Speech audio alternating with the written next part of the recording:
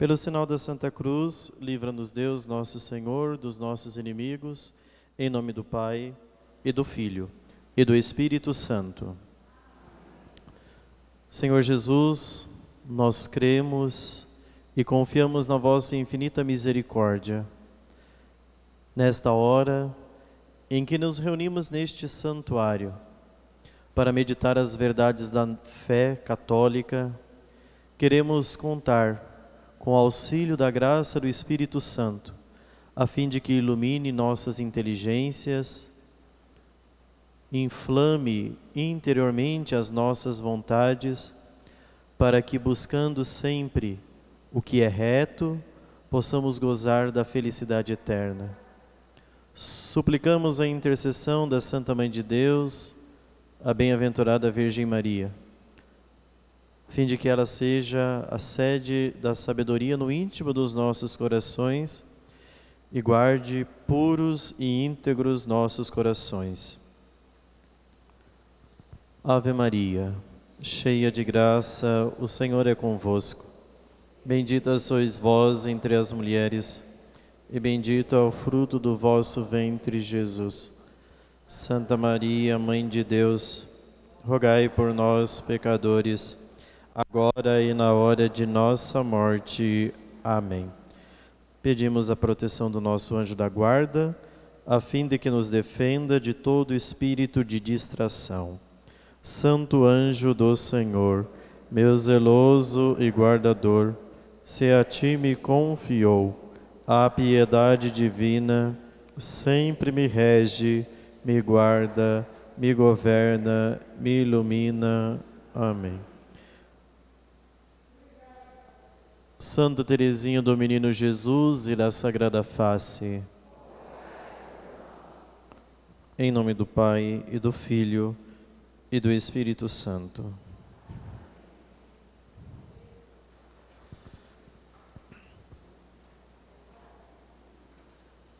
Muito bem, caríssimos, sejam todos bem-vindos ao nosso santuário para a nossa segunda aula sobre a fé. Nós estamos estudando nesta catequese com o pároco um pouco da nossa fé católica. Na semana passada, então, foi uma aula inaugural, uma pequena introdução a respeito daquilo que diz a vida cristã. A vida cristã, o início do ser cristão. Eu citava uma frase do Papa Emérito Papa Bento XVI, que diz o seguinte: o início do ser cristão é o encontro com uma pessoa, Jesus. Para ser verdadeiramente cristão, então nós precisamos encontrar com esta pessoa chamada Jesus. Claro que o encontro com Jesus tem que ser cada vez mais para as águas mais profundas. E para nós mergulharmos nas águas profundas do conhecimento de Jesus, nós precisamos estudar. E por isso nós estamos aqui fazendo esta formação. Então já digo de antemão que a aula que nós fizemos na semana passada será disponibilizada apenas hoje. A que nós estamos fazendo hoje, provavelmente na semana que vem. Nós vamos dando um tempo assim, para que vocês sejam perseverantes aqui, porque a minha preocupação maior é que nós formemos uma família espiritual através do estudo, do conhecimento, da busca da verdade, do esforço para aprofundarmos cada vez mais a nossa fé católica. Se alguém estiver chegando agora, tem um lugar aqui na frente, tem um lugar aqui junto também no primeiro banco com o Ricardinho, do lado dele. Para que o pessoal sente, tem mais um lugar aqui, ó, no meio aqui. Onde tem 3 pessoas, sempre cabe mais um. Então, a gente dá uma apertadinha e a gente fica mais próximos uns dos outros. Tem outro lugar aqui, ó. Ah, tem aí. Muito bem. Vocês que estão chegando agora, tem um lugar aqui na frente, se quiser. E tem um ali, ó, junto aqui. Muito bem. Então, o tema de hoje, nós vamos estudar um pouco de liturgia. É um tema que eu gosto muito, o tema da liturgia, que é a área assim, mais fascinante, ao meu ver, da teologia. Claro que não dispenso a Sagrada Escritura, a moral e todos os outros temas. Mas o tema da liturgia é um tema muito caro para nós, porque ele, basicamente a nossa vida cristã é 70% liturgia. Então a gente experimenta a nossa vida cristã na Sagrada Liturgia, quando a gente vem para a missa, quando a gente recebe os sacramentos, batismo, confirmação, Eucaristia e demais sacramentos. Mas dentro do campo da liturgia, a gente às vezes pensa que liturgia é só missa, ou só sacramentos. Não, liturgia é muito mais do que isso. Tanto que dentro da grade do estudo da teologia no seminário, os seminaristas estudam 3 anos de liturgia, 3 anos inteiros, só falando sobre esse tema da liturgia. E dentro do tema da liturgia nós vamos falar sobre o ano litúrgico. E dentro do ano litúrgico nós vamos falar da quaresma. Por que eu resolvi falar sobre a quaresma? Porque terça-feira que vem nós não temos encontro. E depois, na quarta-feira que vem, nós vamos iniciar a quaresma. E é muito bom que a gente tenha uma noção do que é a quaresma. E vocês vão ver que a gente pensa, mas nós vamos falar 1 hora sobre quaresma, vai faltar tempo. Porque tem muita coisa. Para a gente entender e viver o tempo da quaresma. Então, essa vai ser a nossa aula. Mas para nós iniciarmos a quaresma, eu vou fazer uma pequena introdução sobre o ano litúrgico. Eu mencionei alguns pontos aqui, para que a gente possa ter bastante objetivo, para a gente não se perder, porque tem muita coisa. Primeira coisa, então, alguém tem uma noção sobre ano litúrgico? Quando eu falo ano litúrgico, creio que as catequistas saibam um pouco disso. Mas o que é ano litúrgico? Muito bem. Número 1, o calendário da Igreja Católica, ele não segue a mesma ordem do calendário civil. O calendário civil, o ano inicia 1º de janeiro, termina 31 de dezembro. E o calendário litúrgico? Não. O calendário litúrgico, ele tem seu início quando? Quando inicia o ano litúrgico na igreja, que a gente deveria dizer Feliz Ano Novo. Isso, muito bem. Não, falaram Cristo Rei, falaram Advento, falaram Natal, mas o certo é o 1º domingo do Advento. Então, o ano litúrgico começa no 1º domingo do Advento. E quando começa o 1º domingo do Advento? Entre os dias 27 de novembro a 3 de dezembro. O domingo que estiver ali começa o 1º domingo do Advento. Sempre. Entre 27 de novembro a 3 de dezembro. Por que a igreja escolheu? Porque nós temos a festa de quem no dia 30 de novembro? Alguém sabe? Santo André. Olha, o Ricardinho tá afiado. Santo André. No dia 30 a igreja celebra um apóstolo, que é Santo André. Mas por que Santo André tem um envolvimento com o início do ano litúrgico? Alguém sabe ou suspeita? Porque Santo André é irmão de quem na Sagrada Escritura? De Pedro. Vocês não vieram nas missas nos últimos domingos? 3º domingo, 2º domingo do tempo comum, Jesus olhou lá na beira do mar, encontrou André. E André foi lá e chamou Pedro, e Jesus falou, a partir de hoje tu serás chamado Kefas, Cefas, pedra. Então André, ele encontra com Jesus, vai para o irmão Pedro e anuncia, eu vi Jesus.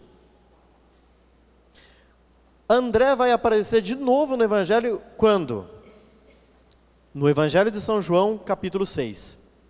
Se você for lá no Evangelho de São João, você vai encontrar pela 2ª vez André aparecendo. Ele aparece poucas vezes. Mas quando ele aparece na 2ª vez do Evangelho, o que ele faz? Alguém sabe o que está no capítulo 6 do Evangelho de São João? A multiplicação dos pães. Jesus multiplica os pães. E Jesus está lá, vê a multidão. Aí um dos discípulos, olha Senhor, essa multidão está faminta. Aí Jesus volta para ele. De repente chega André e diz, aqui tem um menininho com 5 pães e 2 peixes. mas o que é isso para tanta gente? Aí Jesus diz, mande o povo sentar e vocês verão o sinal. Vocês notaram o que André fez nas duas cenas?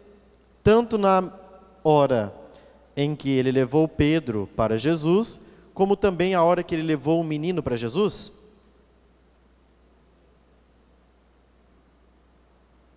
O venerável Fulton Sheen, que é um arcebispo norte-americano que já faleceu, ele escreveu um livro intitulado assim, A Vida de Cristo.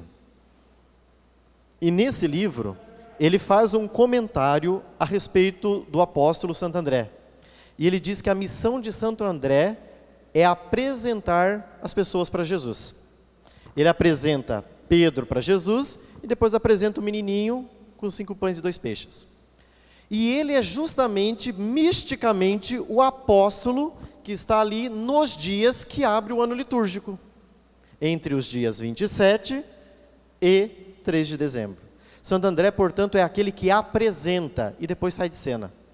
Ele foi lá, levou Pedro para Jesus e saiu de cena. Ele foi lá, levou o menininho com 5 pães e 2 peixes e saiu de cena. É assim que também ele é como aquele que apresenta o início do ano litúrgico. E tem a missão de como ele fez. Levou Pedro a Jesus, levou o menino a Jesus, também ele tem a missão de nos levar ao encontro com Cristo. Que é aquele propósito que Bento XVI disse. O início do ser cristão é o encontro com uma pessoa. Portanto, nós temos que encontrar Jesus. Então, esse é o primeiro ponto. O ano litúrgico começa no primeiro domingo do Advento e termina quando? Começa no primeiro domingo do Advento e termina quando? Vocês estão por fora, hein? Estão que nem asa de caneca. Termina, todo mundo pensa que termina no Cristo Rei, mas não termina em Cristo Rei.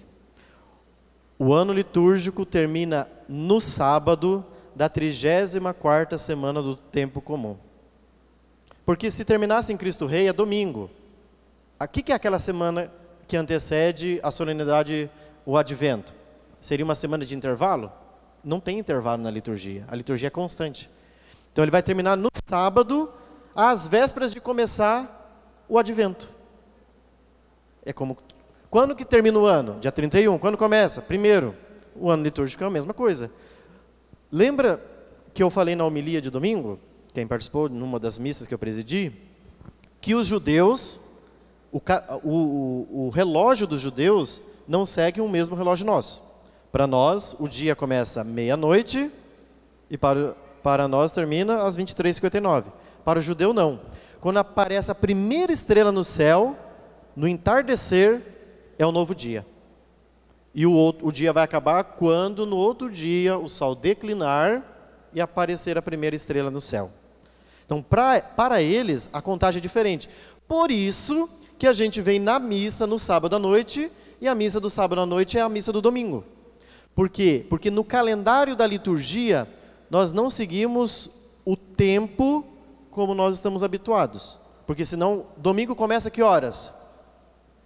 Meia-noite. Mas para nós, o domingo começa no entardecer. No finalzinho da tarde, você vem para a missa aqui no sábado, nós já celebramos a liturgia do domingo. Por quê? Porque nesta ótica nós seguimos o calendário judaico. Isso daqui vai ser fundamental para a gente depois entender a Semana Santa, que tem uma confusão tremenda na cabeça das pessoas. Vocês vão ver que vocês vão dizer assim, padre, mas eu sempre pensei que era assim. Pensou errado. Mas nós vamos chegar na Semana Santa mais para frente. Nós estamos ainda iniciando o ano litúrgico, para entrar na quaresma. Certo. Tendo consciência, então, do início e do término do ano litúrgico, o que é o ano litúrgico em si? O ano litúrgico é uma escola de santidade. Ou seja, a igreja nos dá, dentro do ano litúrgico, a oportunidade de fazer o quê? De meditar todos os mistérios da vida de Jesus para que nós nos configuremos a Cristo. Então, se você pegar desde o primeiro domingo do Advento até o sábado da 34ª semana do tempo comum, você passou por todos os mistérios da vida de Cristo. desde desde a anunciação, desde o seu nascimento, desde a sua vida pública, sua paixão, morte, ressurreição, ascensão ao céu, descida do Espírito Santo, e por fim nós celebramos até na liturgia a vinda de Jesus. Nos últimos domingos do ano litúrgico, Cristo Rei do Universo. Nós celebramos que Jesus um dia, assim como ele subiu para o céu, ele vai voltar. A segunda vinda de Jesus, na glória. Então, o ano litúrgico é a oportunidade que nós temos de fazer o quê? De mergulhar em todos os mistérios da vida de Cristo. Só que às vezes a gente passa despercebido, porque por falta de instrução e por falta de conhecimento daquilo que é o ano litúrgico, nós não compreendemos a grandeza daquilo que a igreja nos oferece. Vamos lá. Então, qual que é o problema que existe na sociedade atual? É que nós, por influência protestante, perdemos duas noções na igreja. Primeiro, nós perdemos a noção de espaço sagrado. Isso é influência de quem? Protestante. Porque protestante, para eles, não existe espaço sagrado. Para eles, qualquer salão, a gente se reúne e celebra. Para nós católicos, existe sempre o cuidado com o espaço sagrado. O espaço sagrado é importante para nós, por isso que eu estou batendo firme para que a gente faça silêncio na igreja. Não é por ser chato, é para que a gente compreenda que esse espaço, ele é um espaço dedicado para o culto. Só que pela influência que nós temos do protestantismo, nós estamos deixando essa dimensão do sagrado, nós precisamos recuperar. Porque isso é católico, o templo. Protestante não dedica templo. Protestante não consagra o templo. Nós católicos consagramos. Não sei se vocês se recordam, mas no dia 1º de março de 2018, Dom Antônio Braz dedicou essa igreja. Vocês se lembram? Quem veio na missa em que foi colocada essas 4 cruzes aqui, ó? Por que essas 4 cruzes estão aqui? Simboliza que essa igreja foi dedicada para Deus. Essas cruzes aqui não estão à toa. O dia que o bispo veio aqui, ele ungiu com óleo do crisma. E disse que essa casa deveria ser uma casa de oração. E o que nós estamos fazendo da casa do Senhor? Uma casa de oração? Há outras igrejas que podem colocar até 12 cruzes ao longo da igreja. Então, quando você chegar numa igreja e ver essas cruzes, ali vai ter uma velinha embaixo, que nós vamos colocar. Como não está terminada a restauração, vai ser colocada a vela. Justamente porque as luzes da igreja sempre na tradição foram velas para iluminar. A vela é sempre símbolo da luz do Cristo. Então é o Cristo que ilumina esta casa de oração. Então, para a gente ter noção da sacralidade do templo. Mas existe uma segunda influência protestante que muito prejudica nós, é que nós não temos consciência do tempo sagrado. Protestante não tem liturgia. Católico, nós temos liturgia. E é isso que é o imbróglio geral. Por quê? Porque nós católicos temos uma liturgia para celebrar. Nós não chegamos aqui e vamos ver o que hoje a gente vai inventar aqui. A liturgia católica não é assim. A liturgia católica ela tem um rito para ser celebrado, para ser vivido, e ele é orgânico, ele é ordenado. Porque essa é a capacidade da liturgia. A capacidade da liturgia é nos ordenar, é colocar ordem na nossa confusão interior. Se a liturgia está colocando mais confusão no interior, ela não está cumprindo com a sua finalidade, que é colocar ordem no nosso interior. Você tem que entrar na liturgia e sair da liturgia em ordem. Aquela liturgia foi capaz de fazer você encontrar-se com Deus que colocou você no centro, ou seja, colocou os pinos do centro, e você voltou para a ordem. Se a liturgia não está proporcionando isso, lamentavelmente, é aquilo que Bento XVI disse. Muitas liturgias por aí podem ser comparadas com o culto ao bezerro de ouro. Já viram o culto do bezerro de ouro no livro do Êxodo? Lembra desse episódio? Moisés está caminhando com o povo. Num dado momento, Moisés faz o quê? Eu vou sair daqui e vou para a montanha. E ele sobe para a montanha. Quando Moisés subiu para a montanha, o povo ficou sozinho. E aí, não tinha nenhuma referência de Deus, o que eles começaram a fazer? Começaram a juntar os colar das mulheres, as pulseiras de ouro, derreter e construíram um bezerro de ouro. Quando Moisés desceu da montanha e viu um alvoroço, ele chegou, e o que ele encontrou? O povo adorando o quê? Um bezerro de ouro. Moisés pegou as tábuas dos 10 mandamentos e fez o quê? Lascou no chão e quebrou de raiva. Então, se um dia eu ficar muito bravo que eu quebro alguma coisa aqui, Moisés fez isso? Moisés, né? Nossa, o padre teve um surto, né? Não tive um surto. Foi ira santa, né? Para que a gente, poxa vida, eu acabei de falar do Senhor, revelei o Senhor para vocês, estou fazendo vocês conhecerem. Eu saio 1 minuto, vou para o monte, encontro com o Senhor e volto para trazer as tábuas dos 10 mandamentos e vocês já fazem essa sacanagem? Construir um bezerro, começar a adorar um Deus falso. Aí o povo ficou meio assustado com Moisés, né? Mas depois leia lá no livro do Êxodo, tem toda essa passagem, essa narrativa. Então, o que a gente precisa tomar cuidado? É que a nossa liturgia seja de fato o lugar do encontro com Deus. E para isso a gente precisa ter a noção do tempo. O tempo na liturgia é sagrado. Cada minuto que você vive na liturgia, a igreja diz o quê? Que a liturgia terrena, olha isso que a igreja diz no Sacrosanto Concílio número 22. Sacrosanto Concílio é um documento do Concílio Vaticano II. Ela diz que a liturgia terrena é uma antecipação da Jerusalém Celeste. A liturgia aqui celebrada nesse santuário, em qualquer igreja no mundo, precisa ser um pedacinho do céu aqui na terra. Nós antecipamos no tempo aquilo que é eterno. É como que se rompesse os céus e os céus descessem até nós naquele instante em que nós estamos celebrando a Sagrada Liturgia. Por isso, cada minuto dentro da liturgia é tempo de santificação. Dentro da liturgia, nós somos santificados pela própria liturgia. Essa é a capacidade que a liturgia tem, de nos santificar. E vocês vão notando, é que eu não posso falar de todo o ano litúrgico, porque senão nós demoraríamos muito tempo. Mas para que a gente possa tomar essa consciência de que na liturgia, Deus entra no tempo e rompe o eterno. O eterno vem habitar entre nós. O eterno vem fazer presença no meio de nós. Muito bem. Mais um passo adiante. Quais são as 2 principais festas litúrgicas na igreja?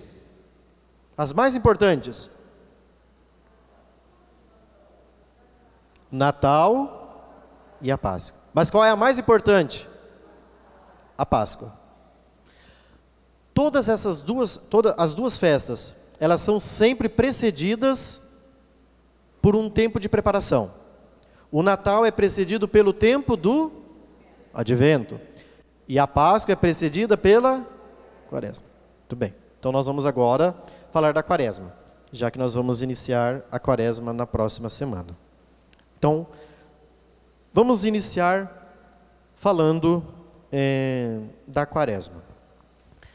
Para nós começarmos a falar da Quaresma, eu quero falar rapidamente sobre a Páscoa. Por quê? Vocês vão aprender uma coisa hoje que talvez vocês não sabem. Mas a Páscoa cristã é a principal festa litúrgica. E da Páscoa decorrem todas as outras festas na igreja. Como que se define a data da Páscoa? Alguém sabe?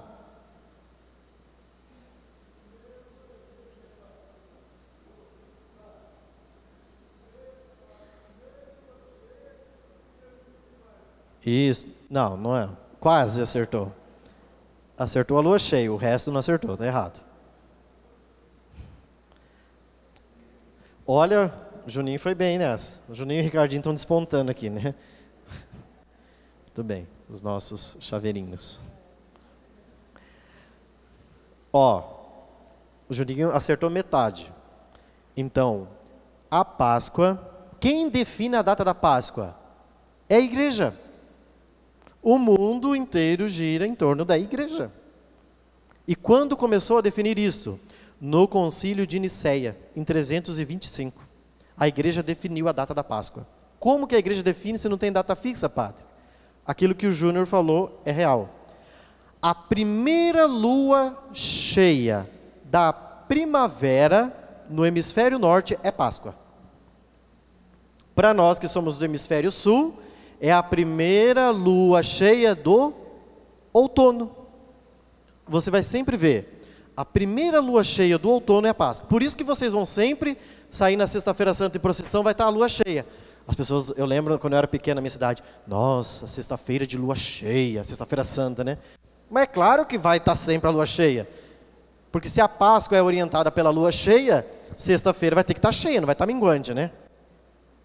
Então, a primeira lua cheia da primavera, para quem mora no hemisfério norte, é Páscoa. Para nós que estamos no hemisfério sul, é outono. Quando começa o outono? 20 de março. Então, sempre a Páscoa vai ser entre 20 de março a 20 de abril.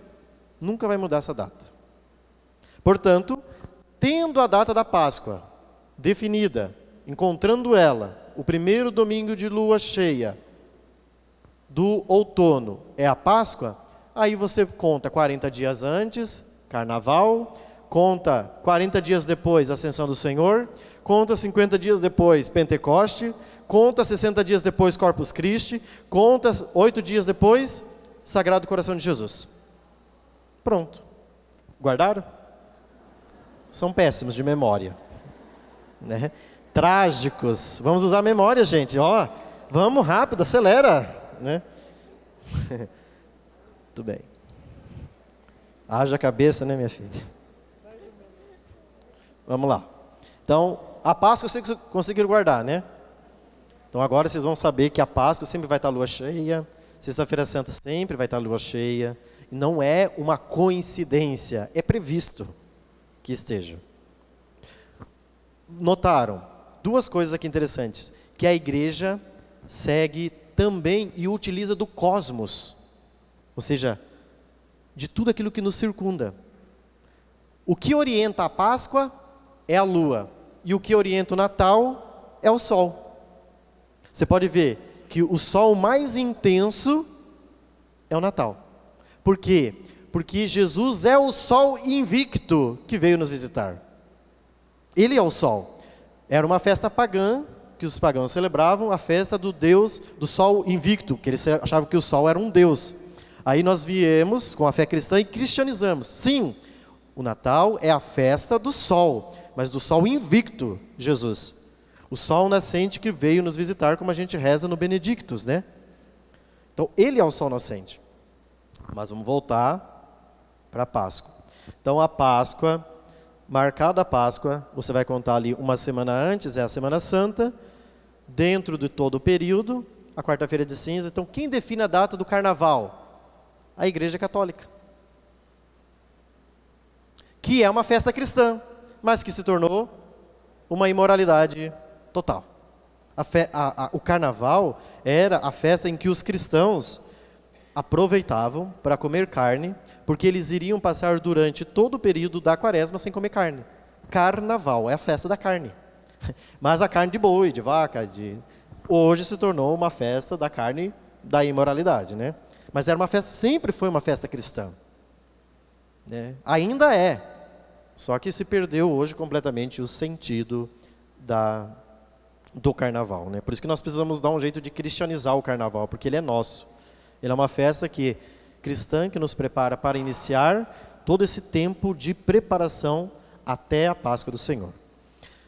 Tendo definido a data da Páscoa, eu disse, nós definimos as outras festas. A ascensão de Jesus ao céu, 40 dias depois, está na Bíblia. Depois que Jesus ficou aqui entre os discípulos, ele foi elevado para o céu. 10 dias depois que Jesus foi elevado para o céu, quem que veio? O Espírito Santo em Pentecostes. Atos capítulo 2. Então os discípulos estão lá, Jesus subiu para o céu, 2 anjos aparecem e dizem, o que vocês estão olhando aí?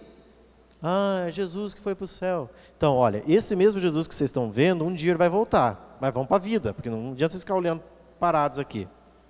Vão.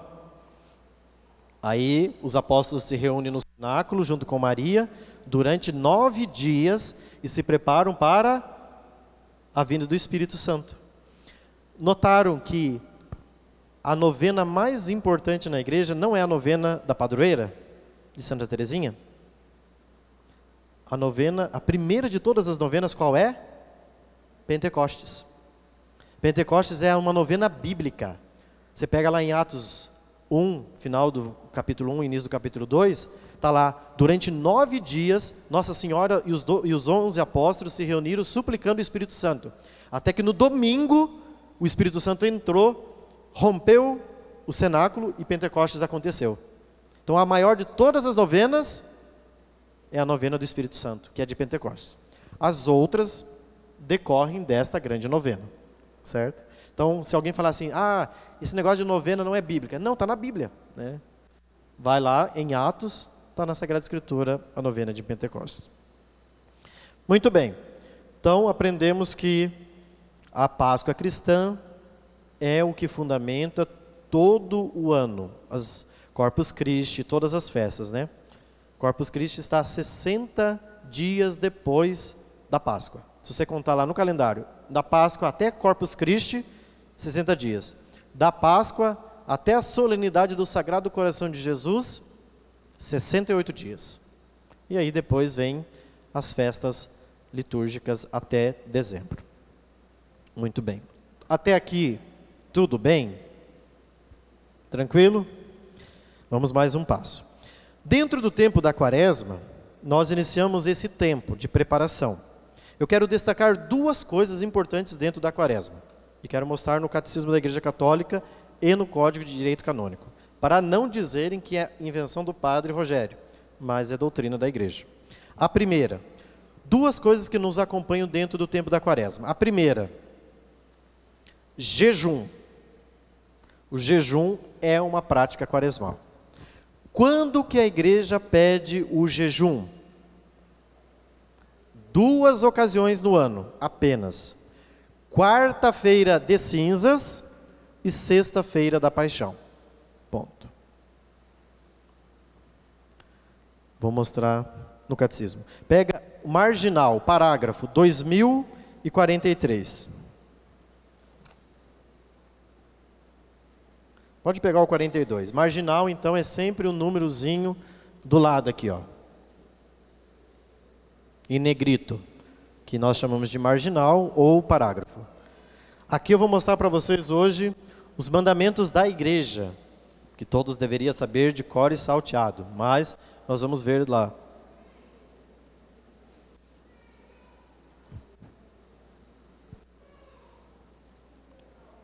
Amém? 2043.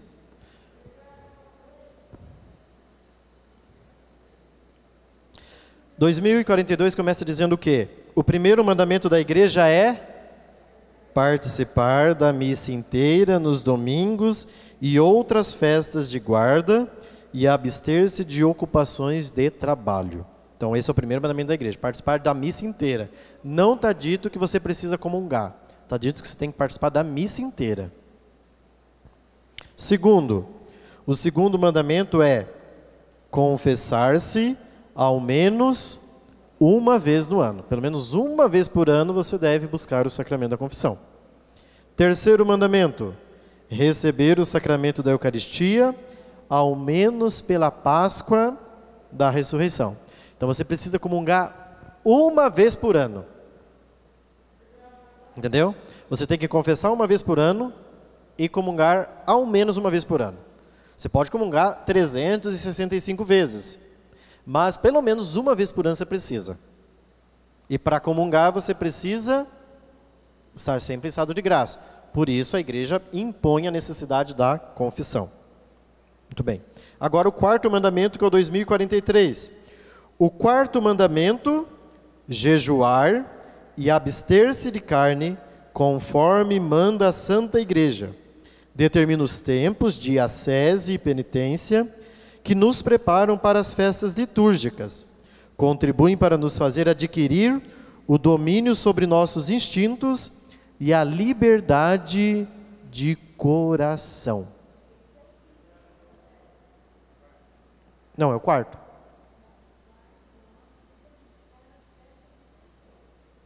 Então, mas está errado, porque o quinto é ajudar a Igreja em suas necessidades. Santificar as festas de preceito.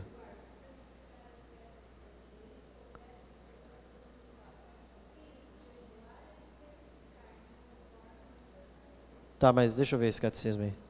É que ele está... Ah, tá. Então, mas ele está errado, porque a ordem é esta. O 5º mandamento é o ajudar a igreja em suas necessidades. E o 4º é o jejuar. Mas independente da ordem, o que eu quero chamar a atenção para a questão do jejum e para a questão da abstinência. São duas coisas diferentes. Jejum é para quarta-feira de cinzas e sexta-feira santa. Nestes dias, o que a igreja entende por jejum? Então, existe um documento do Papa Paulo VI, depois vocês podem procurar na internet, do dia 17 de fevereiro de 1966. E ele vai explicar em que consiste o jejum da igreja. Padre, eu fico sem comer nada. Não, não é este o jejum da igreja. Nós estamos falando de jejum eclesiástico. Que a pessoa queira fazer um jejum, segundo os critérios dela, aí a responsabilidade é dela. Segundo a doutrina da igreja, é este que eu vou mostrar. O que a igreja pede? Pede que a gente se prive o nosso corpo e discipline as nossas paixões. Através do quê? Através de uma refeição completa e depois 2 refeições modestas. Então você vai, por exemplo, tomar um café da manhã mais reforçado. Depois, no almoço, você só dá uma beliscadinha numa saladinha, em alguma coisinha, e na janta você come uma saladinha e alguma coisinha básica. É isso. E água. Esse é o jejum eclesiástico. Não é ficar sem comer nada. Ah, mas padre, eu quero almoçar bem e tomar o café de levezinho. Pode. Ou, eu prefiro fazer o desjejum no final da tarde. Comer uma coisinha no café da manhã, só uma bolachinha salgada, no almoço uma saladinha e na janta fazer a refeição completa. Pode. O que você tem que fazer é uma refeição completa, e refeição completa a igreja não entende até empanturrar. Meu Deus do céu, eu vou comer tudo que eu posso agora, para que durante... Não, daí você não está tendo domínio das paixões. É uma refeição completa. O que é uma refeição completa? Os monges nos ensinam. Saia da mesa com fome. Ou seja, com um pouquinho de fome. O que é sair da mesa com um pouquinho de fome? Existe um atraso daquilo que você engoliu até chegar ao seu estômago, para o seu estômago avisar o teu cérebro. Então você acha que está satisfeito, mas parece que não. Parece que ainda o meu estômago não avisou o cérebro que eu posso parar. Então você come mais um pouquinho. Nossa, parece que eu comi demais. É porque você não esperou esse tempo. Porque entre a comida descer e chegar no teu estômago, leva um pouquinho de tempo. Não é assim, a comida não desce direto, né? Não sei se você já conheceu um pouco do corpo humano, mas ela passa todo por um processo até chegar no seu estômago. Então, come, espera. Eu acho que eu já estou satisfeito. Chega. É uma satisfação no sentido de estar saciado e não empanturrado. Ok? Esse é o jejum eclesiástico. E a abstinência? A abstinência foi aquilo que eu falei na sexta-feira passada. Abster-se de carne quando manda a Santa Igreja. Quando manda a Santa Igreja? Todas as sextas-feiras do ano. Quem disse isso, Padre Rogério? O Código de Direito Canônico. Então, vou mostrar aqui nos cânones 1249 a 1251. O Código de Direito Canônico vocês encontram na internet disponível, viu? –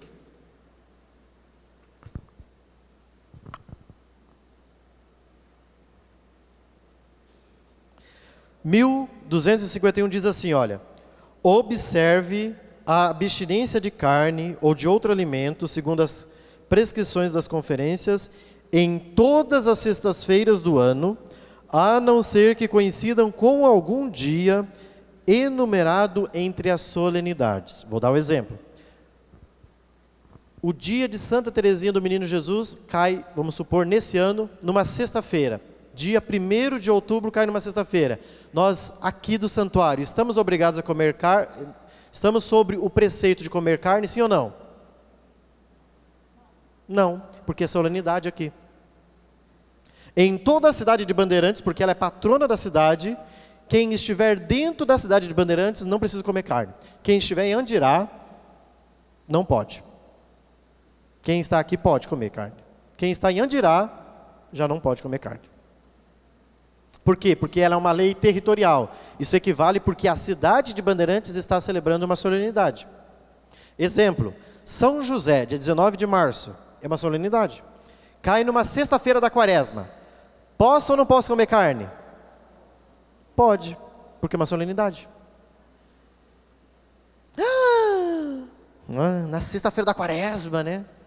Sim, porque a solenidade está acima de qualquer abstinência. Quando Jesus disse, quando o noivo está, ninguém jejua. Então, na igreja, quando você tem o grau de solenidade, a festa tem que ser solenidade. Não é só festa litúrgica. A celebração do apóstolo André é festa.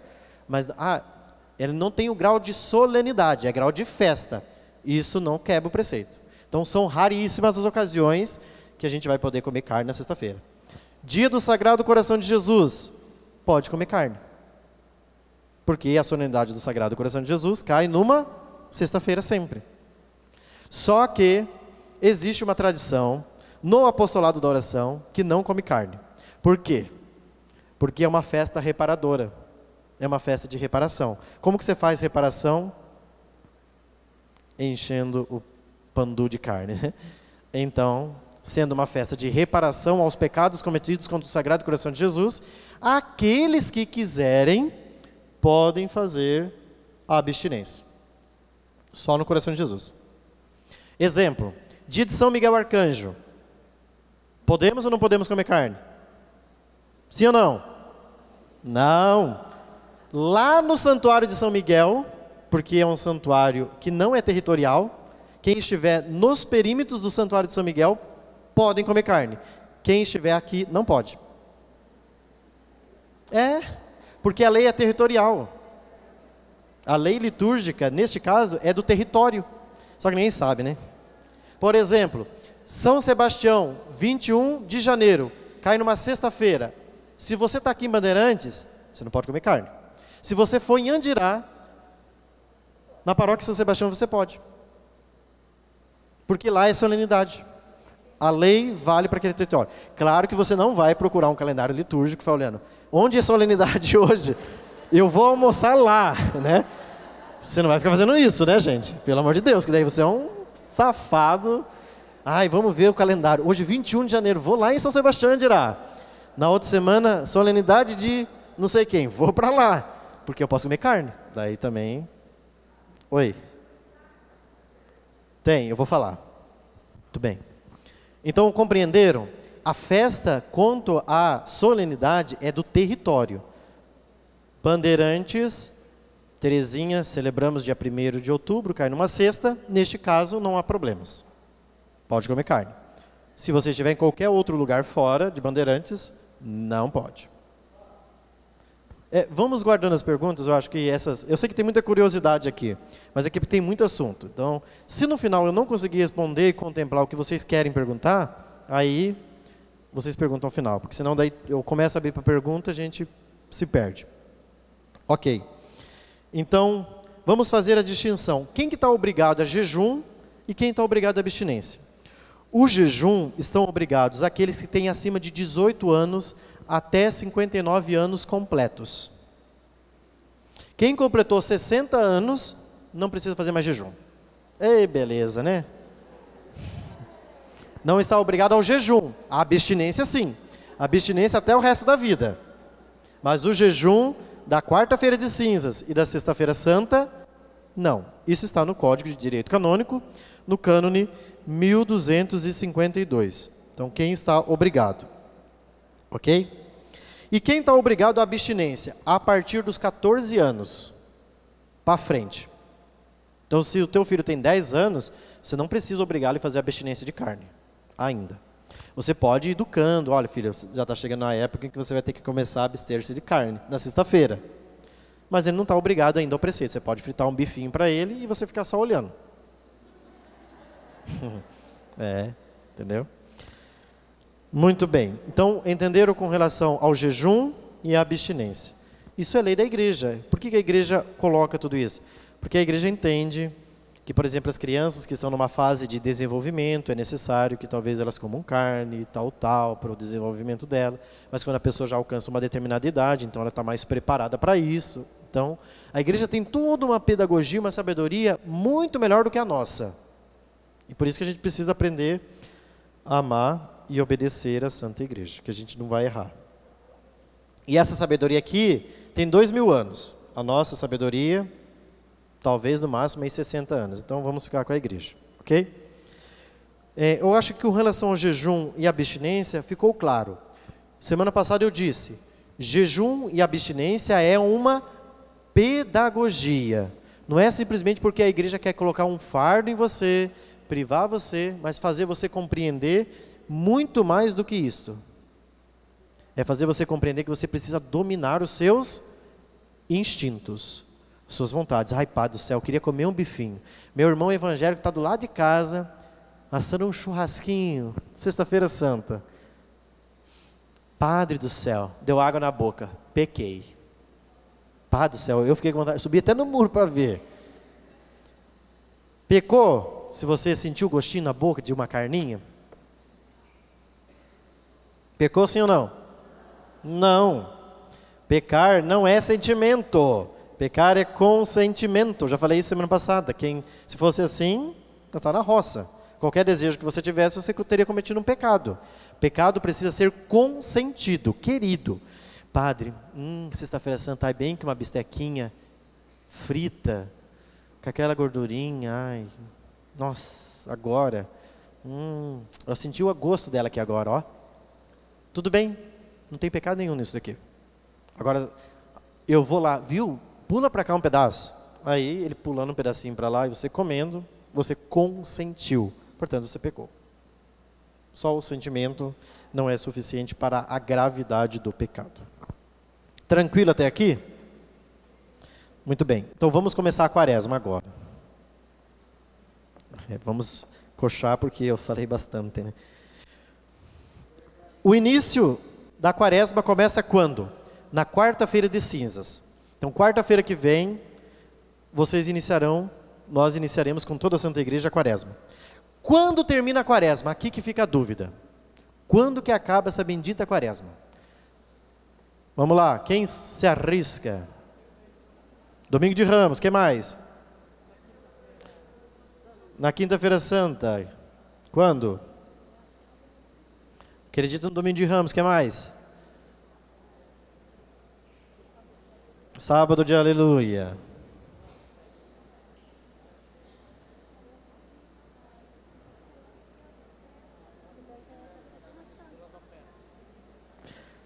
Isso, ó, o Ricardinho acertou de novo. Ricardinho está litúrgico, vai ser... A quaresma começa na quarta-feira de cinzas e encerra-se no entardecer da quinta-feira que antecede a missa da instituição da Eucaristia, quinta-feira santa. Não é no domingo de Ramos. Portanto, durante toda aquela semana você está obrigado a cumprir o jejum quaresmal, a abstinência quaresmal. Por quê? Porque Semana Santa não é tempo litúrgico. A quaresma é um tempo litúrgico, Semana Santa não é tempo litúrgico. O tríodo pascal é um tempo litúrgico. A Semana Santa é uma semana em que nós intensificamos a oração, mas não é um tempo litúrgico na igreja. É uma semana de maior intensidade na vida de oração, porque nós vamos contemplar os mistérios da paixão, morte e ressurreição de nosso Senhor Jesus Cristo. Então, começa na quarta-feira e encerra-se no entardecer da quinta-feira santa. Certo? Qual que é a índole do tempo da quaresma? Tem dois aspectos. A quaresma, primeiro, quer nos preparar para renovar as promessas do batismo. Coisa que a gente não sabe. Por que existe a quaresma na igreja? Você se prepara durante 40 dias para no sábado santo fazer a renovação das promessas do batismo. Só que ninguém vem na missa do sábado santo. Você pode pegar o mesmo povo que começou a quarta-feira de cinzas, que abarrota a igreja, para todo mundo botar cinza na cabeça, não é o mesmo povo que está na liturgia da vigília pascal, ou seja, do sábado à noite, daquela liturgia cumprida. Só que você começou a quaresma, sabe por quê?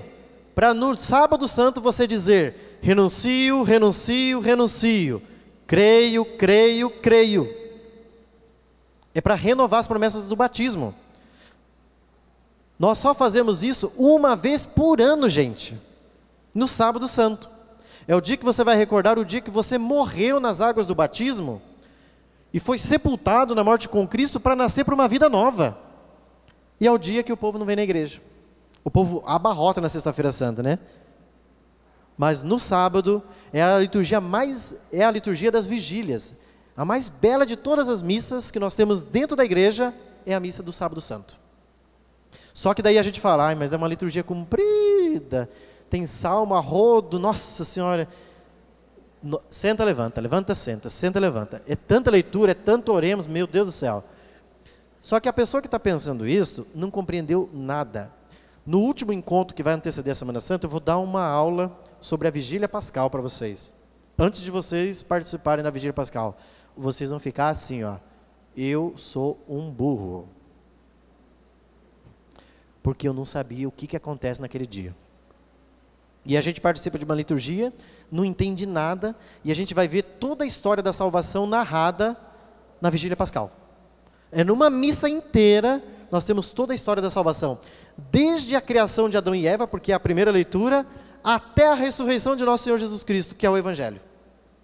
E como que a liturgia da igreja vai pedagogicamente nos preparando até que a gente chega no maior de todos os eventos para a nossa salvação, que é a ressurreição de nosso Senhor Jesus Cristo. Mas para isso, nós vamos ter que chegar lá e estudar. Então, a primeira índole da quaresma, renovar as promessas do batismo no Sábado Santo. Então saiba, por que a gente vai renovar as promessas do batismo?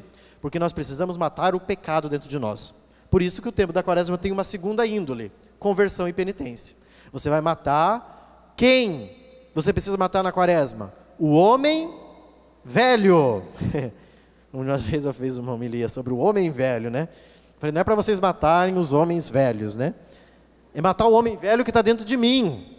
Sabe aquele homem velho que quer ressuscitar de novo com os hábitos ruins? Nossa, o padre está mandando matar os velhinhos do asilo, né? Não!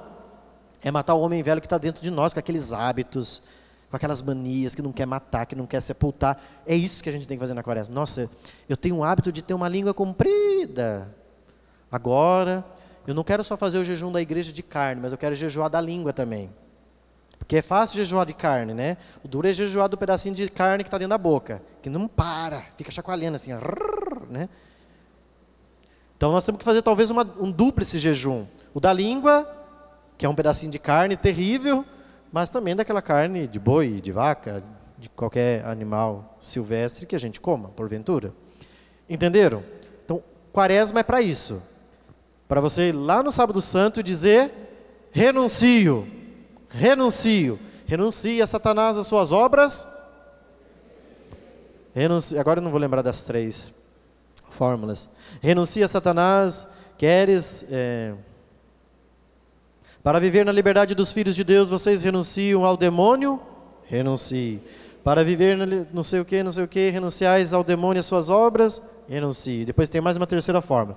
Depois a gente vem, creio e creio. Com as velas acesas na mão, recordando o quê? Batismo. A luz do Cristo que iluminou as nossas trevas. Muito bem. Dado este passo, a quaresma está dividida em duas partes. A primeira parte da quaresma vai da quarta-feira de cinzas até o sábado da quarta semana do tempo da quaresma. Repito. Da quarta-feira de cinzas até a quarta semana da quaresma. Sábado da quarta semana da quaresma. Quantos domingos tem a quaresma? 6. Primeiro domingo da quaresma, segundo, terceiro, quarto, quinto e domingo de Ramos. Domingo de Ramos é quaresma ainda. São 6 domingos que tem na quaresma. O primeiro, segundo, terceiro e a quarta semana é a primeira parte da quaresma. A partir da quinta semana da quaresma, o domingo de Ramos e a Semana Santa é a segunda parte da quaresma. A primeira parte da quaresma nos convida ao quê? Conversão, mudança de vida, penitência, deixa de ser safado, vai viver uma vida nova. A segunda parte, a partir da quinta semana da quaresma, ela medita os mistérios da paixão de Cristo. Então nós vamos olhar a traição de Judas, a negação de Pedro. Vai ser evangelhos que vão nos convidando a olhar para a paixão de nosso Senhor. Vocês vão observar isso, se vocês anotarem, durante toda a quaresma é assim. Muito bem. Tendo essa noção, vamos lá. Quarta-feira de cinzas, o que a gente faz? No primeiro domingo, no primeiro dia da quaresma, a gente coloca a cinza sobre a nossa cabeça. Existe uma tradição antiga na igreja que as pessoas iam receber as cinzas descalços, significando humildade, despojamento. Tanto que na Sexta-feira Santa existe essa mesma prática das pessoas irem descalças para beijar o lenho da cruz. Eu mesmo vou sempre descalço. Vou só de meia para beijar a cruz. O Papa também faz isso. Essa é uma tradição antiga.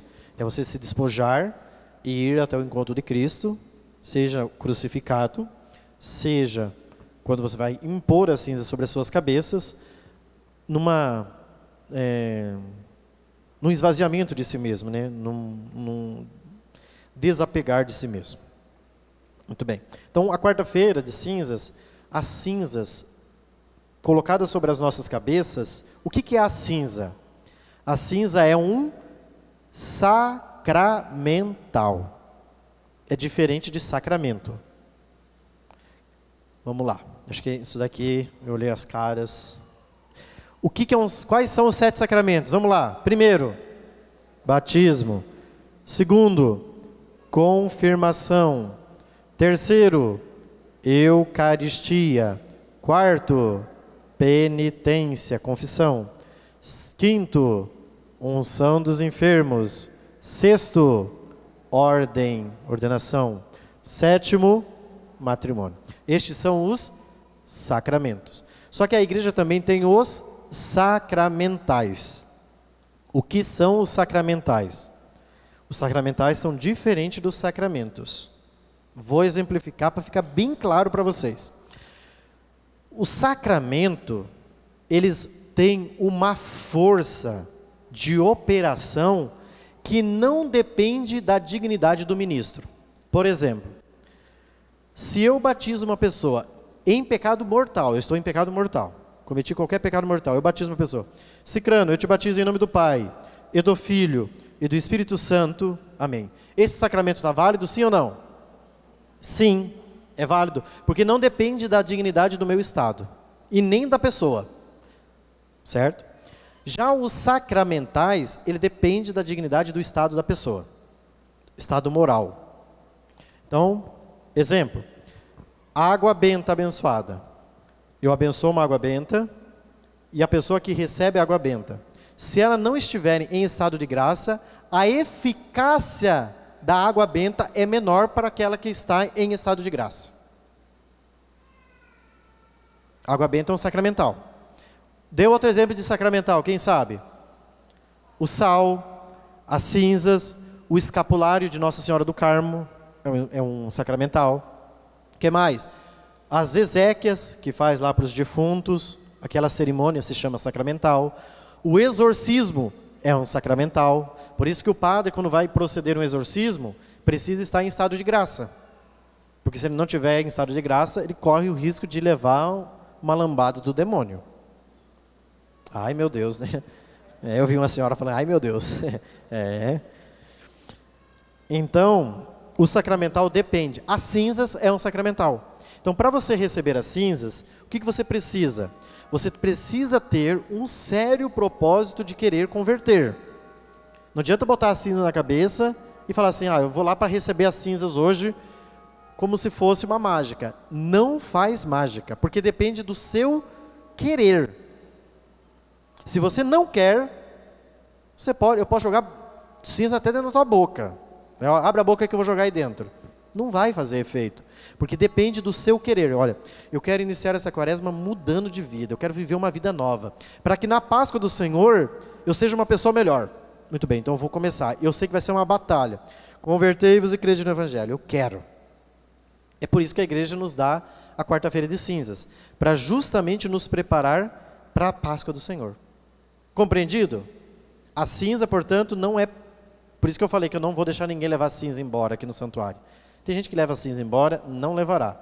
Ou vem na igreja, ou não leva. Mas eu queria levar para minha tia que tá. Manda ela vir em alguma das missas.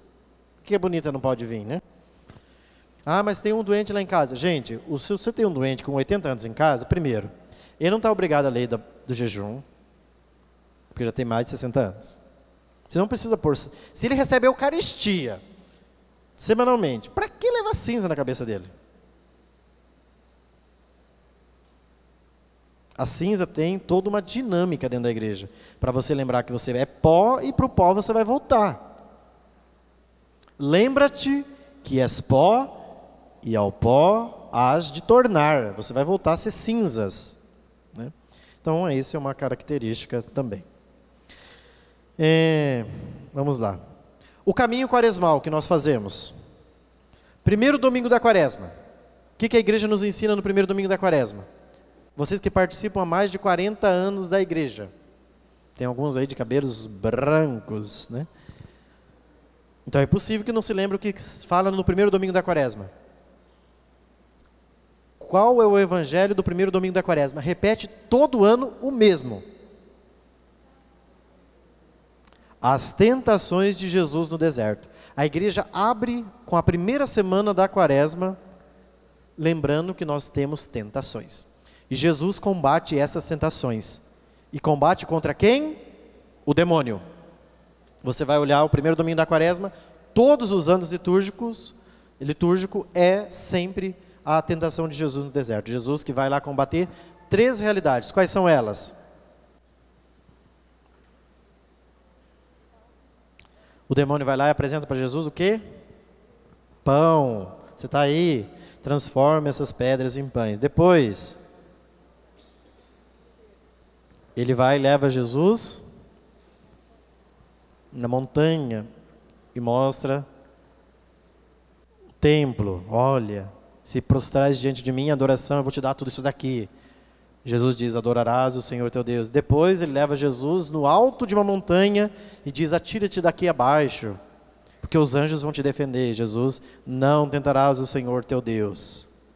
Então são as 3 tentações que nós seres humanos travamos constantemente.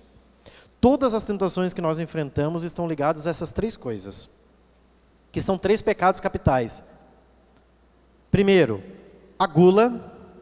Segundo, a avareza, o apego aos bens. Eu vou te dar todos os reinos do mundo. E terceiro, pecado capital, a vanglória. Joga-te daí abaixo e mostre que você é Deus. Ou seja, dá o seu show. Uma pessoa vaidosa, cheia de glória. O que é a vanglória? É dar uma glória que não é sua. Isso quer ser uma pessoa vaidosa. Ela está dando para si uma glória que não é dela.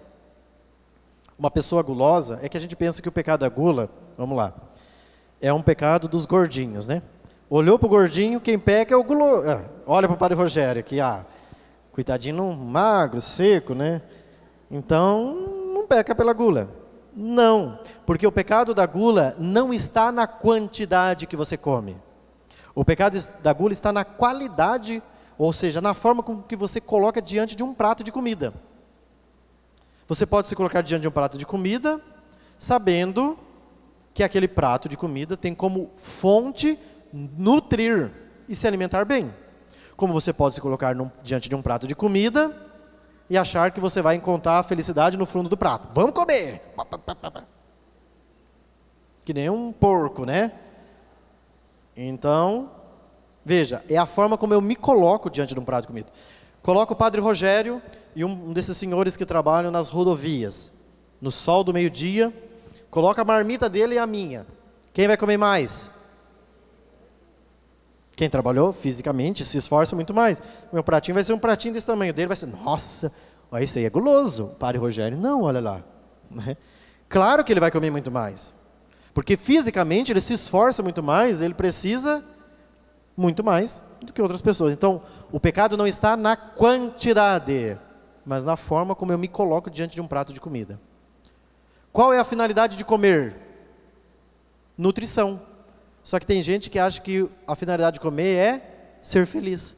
Ai, Padre, eu amo comer. Nossa, eu fico feliz. Eu fico empanturrado. Nossa, eu como, fico passando mal, mas eu gosto de comer. Veja, a sua felicidade está num prato de comida. Minha filha, é aquilo que São Paulo diz. O Deus dele é o estômago. Eles estão tão iludidos que eles estão encontrando a felicidade num Deus que se chama estômago. Ok? Então vocês entenderam o pecado da gula? Alguém peca por gula aqui? Não diga, que você vai estar revelando pecado. Avareza, apego. Quanto apego a gente tem?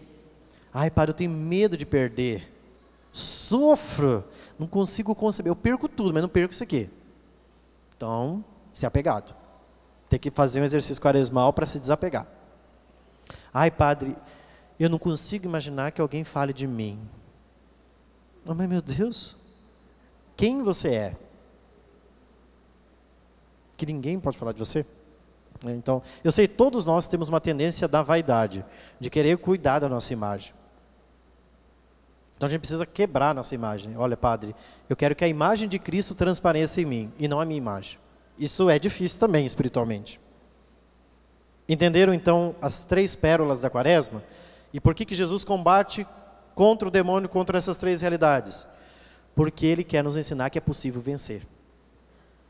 Se Jesus venceu, Ele está nos dando exemplo, lute contra esse negócio. E você vai vencer a batalha espiritual.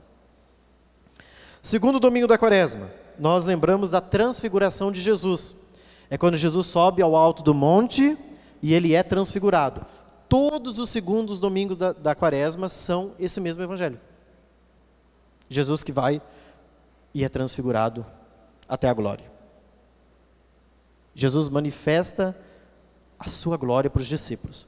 Mas por que, Padre, que sentido tem no segundo domingo da quaresma Jesus mostrar a glória se Ele está falando de cruz? É porque é muito consolador isso. No meio das nossas cruzes, das nossas tentações, Deus nos dá algumas consolações. Todos nós recebemos isto. De vez em quando você está batalhando, sofrendo que nem um cachorro. Pá, pá, pá. De repente Deus vem e te consola. Te dá uma consolação e você diz, nossa, Deus me visitou e me consolou.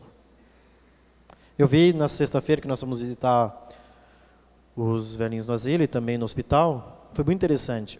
Como uma flor, o gesto de entregar uma flor para a pessoa que está no hospital, doente, aquilo faz com que as pessoas se emocionem, chorem e vejam a presença divina. Nossa, Terezinha veio me visitar. Num gesto tão simples. Então é isso, transfiguração. Naquele momento aquelas pessoas manifestaram que Deus transfigurou na vida delas. É isso que acontece dentro da vida cristã, dentro do tempo da quaresma. Deus vai se manifestando através de sinais e se transfigurando na nossa vida, mostrando a sua glória, como no meio do vale de lágrimas, das lutas do dia a dia, Deus não se cansa de nos consolar. Aí, os outros domingos da quaresma vai variar entre evangelhos, vai depender muito. No ano A, a gente ouve uma sequência de evangelhos, que são os evangelhos ligados aos sacramentos do batismo. Daí você vai pegar lá, 3º domingo da quaresma, é a samaritana. 4º domingo da quaresma, é o cego de nascença. 5º domingo da quaresma, é Lázaro ressuscitando. Então, só que esse ano nós estamos no ano B, então vai ter uma variação um pouco diferente, que nós vamos encontrar os evangelhos da glorificação de Jesus, certo? Então vai depender muito do ano litúrgico. Mas eu destaco os 2 primeiros domingos da quaresma, que sempre são os mesmos evangelhos e nos conduzem a esta dimensão. Enfrentar as tentações, segundo, Jesus que transfigura e mostra a sua glória e nos dá o consolo no meio das nossas lutas. Muito bem. Dentro do tempo da quaresma, nós temos 2 solenidades. Quais são elas? São José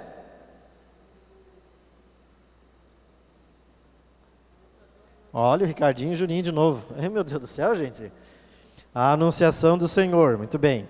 Então nós temos 25 de março, a Anunciação do Anjo a Nossa Senhora, e 19 de março, a solenidade de São José. Este ano, excepcionalmente, 25 de março vai cair quando? Na Segunda-feira Santa. Pela Semana Santa ser mais importante que a festa da Anunciação de Nossa Senhora, A igreja vai transferir para depois da oitava de Páscoa. Então, a anunciação do Senhor vai para o dia 8 de abril. Só depois da oitava de Páscoa. Porque a Semana Santa e aquela semana da Páscoa, que é chamada de oitava de Páscoa, aquela semana que celebramos o domingo da Páscoa, e toda semana, são as 2 semanas litúrgicas mais importantes. Nenhuma festa tem precedência ali. E aí nós temos a Semana Santa. Por que que no domingo de Ramos, da Paixão do Senhor, a igreja se veste da cor litúrgica vermelha? Já viram isso? A igreja durante toda a quaresma vai de roxo. Mas chega no domingo de Ramos, que é o 6º domingo da quaresma, a igreja vai de vermelho. Eu nem sei se vocês observavam isso, né? Observavam? O padre vem de capa vermelha. Isso. Muito bem. Porque é o domingo de Ramos e da Paixão do Senhor. A gente só pensa que é domingo de Ramos, mas não é só domingo de Ramos. Por que que a igreja celebra o domingo de Ramos e da Paixão do Senhor, se sexta-feira santa já é o dia da Paixão do Senhor? Sabem por quê? Porque a igreja tem 2 razões para fazer isso. Primeiro, porque ela quer celebrar num domingo a Paixão do Senhor, para ser preceito, como todos os mistérios do Senhor são celebrados ao domingo, e porque em muitos países sexta-feira santa não é feriado. Então os fiéis não podem guardar a sexta-feira santa e participar das ações litúrgicas da sexta-feira santa. O que que a igreja faz? Ajuda com que os fiéis participem no domingo, que antecede a Páscoa. Por isso, aqui no Brasil é feriado. Mas eu vou falar uma coisa e não quero escandalizá-los. Sexta-feira santa não é dia santo de guarda. Ok? Tudo bem? Vocês já sabiam disso? Tá. Não é dia santo de guarda, sexta-feira santa. Por quê? Porque o dia santo de guarda, como que a gente guarda? Como que são guardados os dias santos? Com missa? Tem missa sexta-feira santa? Então não é dia santo de guarda. Ou tem um dia santo de guarda e a igreja, e você não guarda. Porque você não participou da missa, não teve missa. Daí você cometeu o pecado mortal.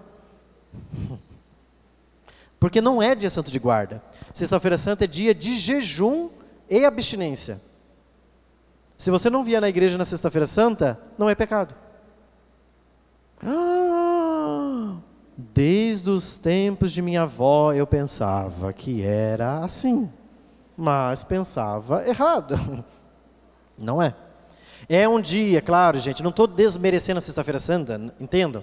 Mas se o fiel não vem à igreja nesse dia, ele não está sob pecado. Primeiro, porque não é dia santo de guarda. Segundo, porque não tem missa. Tem uma ação litúrgica da adoração da cruz com distribuição da Eucaristia. Mas não tem missa. É o único dia que a igreja não celebra missa em todo o mundo. Só tem um dia no ano que não tem missa. E já se perguntaram por que nesse dia não tem missa?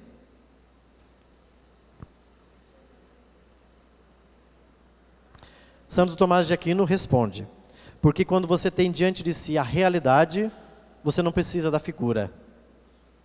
A Eucaristia é sempre uma figura do mistério da paixão de Cristo. Quando você tem a realidade, portanto, a cruz do Cristo, e é um dia de nós contemplarmos a sua paixão, você já não precisa mais da figura. Você tem a realidade, nua e crua. Então, por isso que a igreja não celebra a missa nesse dia. O esposo está morto. E a igreja está em luto. Tem uma coisa interessantíssima. Vocês veem que o bispo usa anel nesse dedo. Quando o bispo ele é eleito bispo, você pode ver, quando o bispo passa fazendo o sinal da cruz, vocês sempre vão ver ele com um anel nesse dedo aqui, ó, no dedo anular. Que significa o quê? Que ele casou-se com uma diocese, que ele está unido a uma diocese. Então, por exemplo, Dom Antônio, ele é o pastor dessa diocese. Ele está unido a essa diocese, e aquele anel significa essa união. Na sexta-feira santa é o único dia que o bispo tira aquele anel. Ele fica sem anel, porque a igreja está em luto porque o seu esposo morreu.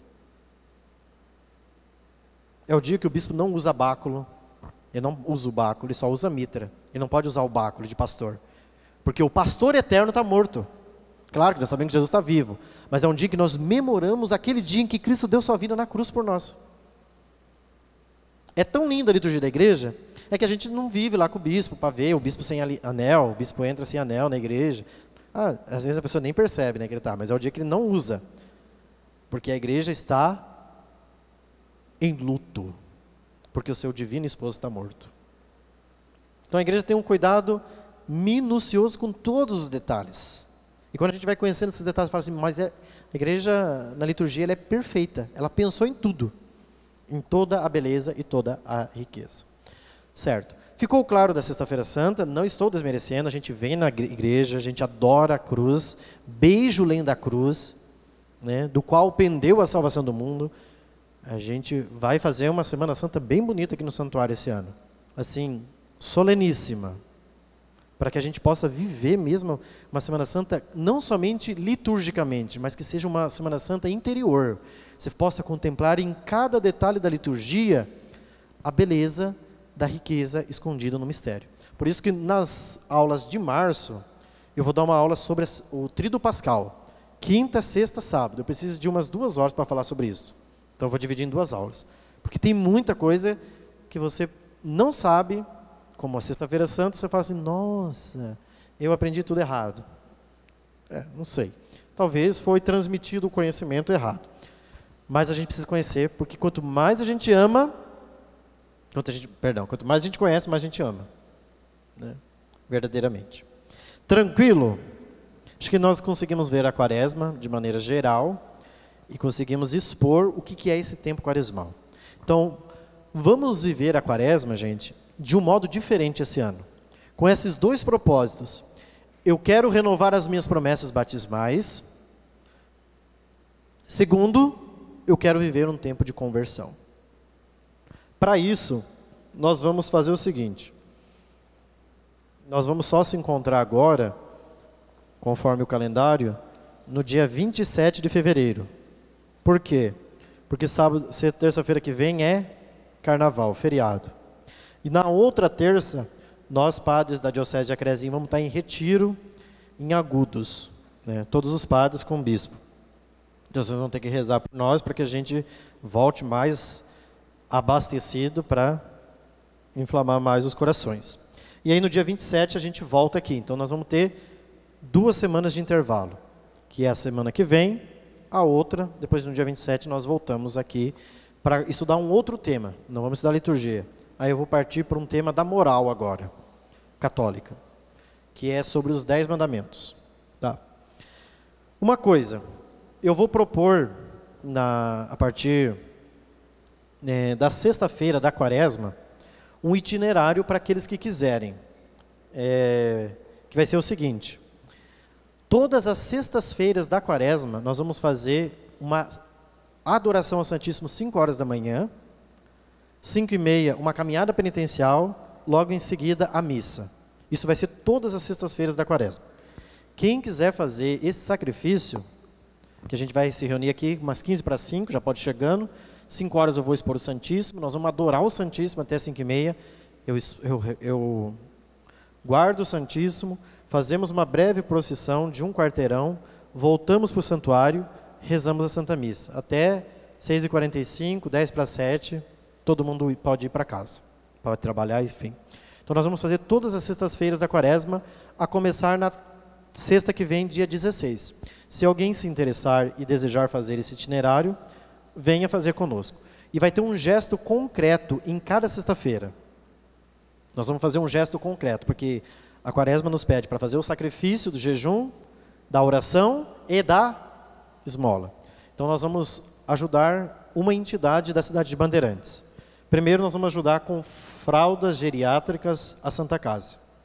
Depois nós vamos comprar, cada semana eu coloquei uma coisa.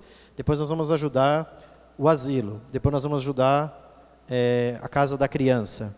Cada semana vai ter um objetivo, para a gente fazer um exercício quaresmal de doação. Eu vou tirar do meu bolso e vou fazer um sacrifício para ajudar alguém que precisa. O gesto da esmola, tá bom?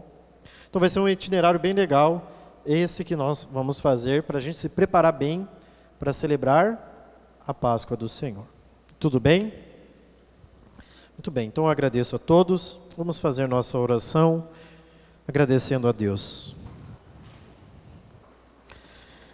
Em nome do Pai, e do Filho, e do Espírito Santo.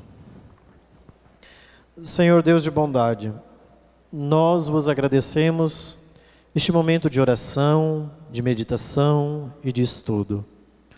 Fazei que esses vossos filhos não desanimem diante das contrariedades, mas que permaneçam fiéis no estudo e no conhecimento da fé.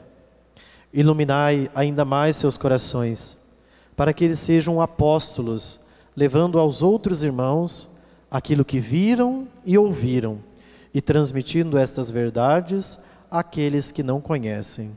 Por Cristo nosso Senhor, a vossa proteção recorremos. Santa Mãe de Deus, não desprezeis as nossas súplicas em nossas necessidades, mas livrai-nos sempre de todos os perigos, ó Virgem gloriosa e bendita. O Senhor esteja convosco. Por intercessão da bem-aventurada Virgem Maria e São José, abençoe-vos o Deus Todo-Poderoso, Pai e Filho e Espírito Santo.